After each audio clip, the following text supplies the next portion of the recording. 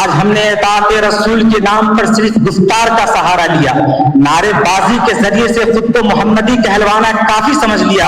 اگر ہم چاہتے ہیں کہ مسلمان پھر سے دنیا کی قیادت سنبھال لے، پھر سے مسلمان منصب امامت پر فائز ہو جائے،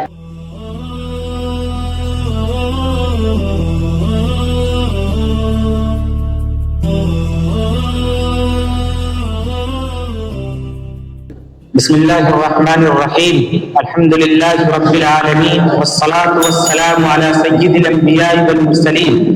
وعلی آلہ وصحبہ اجمعین، اما بعد۔ قال اللہ تبارک وتعالی قل ان کنتم تحبون اللہ فاتبعونی،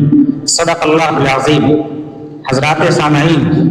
کی محمد سے وفا تو نے تو ہم تیرے ہیں، یہ جہاں چیز ہے کیا لوح و قلم تیرے ہیں۔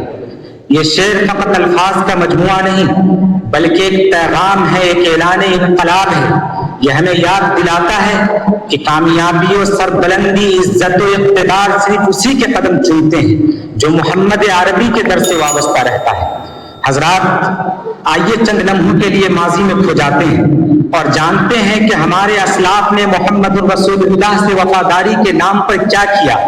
جب ہم ماضی کے گلشن اسلام میں قدم رکھتے ہیں تو کہیں سیدنا بلال رضی اللہ تعالی عنہ کوڑے کھا کھا کر رسول اللہ کی رسالت کی گواہی دیتے نظر آتے ہیں، تو کہیں حضرت عمار بن یاسر کے کانٹوں پر گھسیٹے جانے کی صدا سنائی دیتی ہے، کہیں سلمان فارسی رضی اللہ تعالی عنہ کی زنجیروں کی جھنکار سنائی دیتی ہے، کہیں سیدنا ابوبکر صدیق رضی اللہ تعالی عنہ یہ کہہ کر کفار کے مظالم برداشت کرتے ہیں کہ ظالموں مجھے مار ڈالو مگر میرے آقا کو کچھ نہ کہو، کہیں سیدنا حسین رضی اللہ تعالی عنہ میدان کربلا میں رسول اللہ سے وفاداری کے نام پر خاندان نبوت کی قربانی دیتے نظر آتے ہیں۔ یہ تھی قربانی، مگر تاریخ نے دیکھا کہ ان کی وفائے محمدی کے نتیجے میں زمین و آسمان ان کے سامنے سر تسلیم خم کر گئے، پوری دنیا کا گوشہ گوشہ ان کی قدموں کے خاک کو بوسہ دینے لگا، خشکی و تری پر ان کی حکمرانی قائم ہوئی اور زمانے نے مان لیا کہ جو کوئی مصطفی نسبت کا وفادار ہوگا اسے خدائی عزتوں سے نوازا جائے گا۔ لیکن افسوس،